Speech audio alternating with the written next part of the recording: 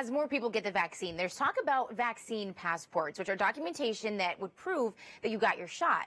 Yesterday, we looked at the technical challenges of creating a digital passport. Today, let's focus on the legal side of things. Dr. Dean Fanelli is with us now. He's a pharmaceutical expert and attorney focused on issues of biotech commercialization. Doctor, thank you so much for joining us this morning. So as we talk about these vaccine passports, one of the biggest questions is, hey, is this legal? I mean, can groups require them for events or even travel? So what are some of the potential legal issues around implementing these passports?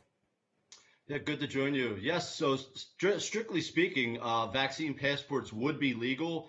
Certainly, we're in a situation now where the vaccine itself is not mandated. So where the issues will arise is if you're going to require a vaccine passport to do certain things, how do you make reasonable accommodations for people who won't get vaccines? What are the exceptions? So by and of itself, though, vaccine passports are legal and employers and people can require vaccination passports.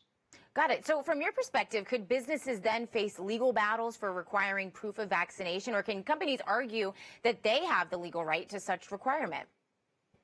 Well, certainly companies do have the legal right to require vaccine passports and even vaccines for that matter, but they will have to make reasonable accommodations, as I mentioned, for people who perhaps have a medical condition that would preclude them from getting the vaccine. We've heard vaccines, certain people may have allergic reactions to vaccines. So if you have a history of that, certainly your employer or whoever's requiring this would have to make an exception or a reasonable accommodation for that, as well as people who maybe just have a religious or sincere religious belief why they can't get a vaccine. So there will have to be certain accommodations made to people. It can't be a blanket. Everyone has to get it, even though we are in a pandemic situation, and even though the idea of vaccine passports is in the public health's best interest.